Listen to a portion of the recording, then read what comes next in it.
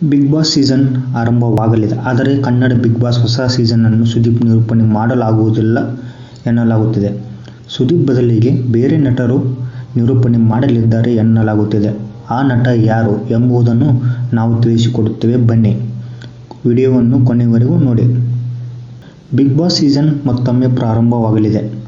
ಈಗಾಗಲೇ ಹೊಸ ಪ್ರೊಮೋ ಬಿಡುಗಡೆ ಆಗಿದೆ. ಆದರೆ ಪ್ರೊಮೋದಲ್ಲಿ ಸುದೀಪ್ ಕಂಡಿಲ್ಲ.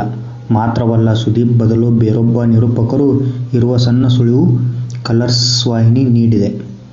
ಇದರ ನಡುವೆ ಸುದೀಪ್ ಅಲ್ಲದಿದ್ದರೆ ಇನ್ಯಾರು ಎಂಬ ಪ್ರಶ್ನೆ ನೋಡುಗರಲ್ಲಿ ಹುಟ್ಟುತ್ತೆ. ಸುದೀಪ್ ಬಿಗ್ ಬಾಸ್ ನಿರೂಪಣೆ ಮಾಡದಿದ್ದ ಪಕ್ಷದಲ್ಲಿ ನಟ ರಮೇಶ್ ಅರವಿಂದ್ ಬಿಗ್ ಬಾಸ್ ನಿರೂಪಣೆ ಮಾಡಲಿದ್ದಾರೆ ಎಂಬ ಸುದ್ದಿಯೂ ಹರಿದಾಡುತ್ತಿದೆ.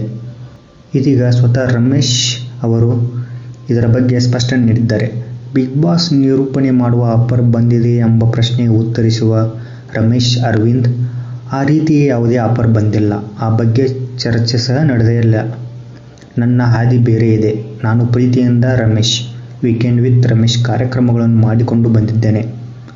ನಾನು ಬಿಗ್ ಬಾಸ್ ನಿರೂಪಣೆ ಮಾಡುತ್ತಿಲ್ಲ. ಆ ರೀತಿಯ ಯಾವುದೇ ಆಫರ್ ಸಹ ನನಗೆ ಬಂದಿಲ್ಲ ಎಂದಿದ್ದಾರೆ. ಇನ್ನು ನಟ ನಿರ್ದೇಶಕ ರಿಷಬ್ ಶೆಟ್ಟಿ ಹೆಸರು ಸಹ ಬಿಗ್ ಬಾಸ್ ನಿರೂಪಣೆ ಬಗ್ಗೆ ಸುಳಿವು ಕೇಳಿ ಬರುತ್ತಿವೆ.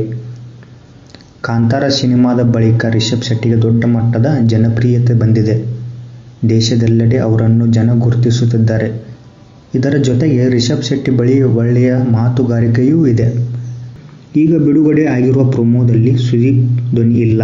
ಬದಲಿಗೆ ಬೇರೆ ಯಾರೋ ನಗುತ್ತಿರುವ ಧ್ವನಿ ಕೇಳಿಬರುತ್ತಿದೆ. ಏನಾಗುತ್ತದೆಯೋ ಕಾದು ನೋಡಬೇಕಿದೆ.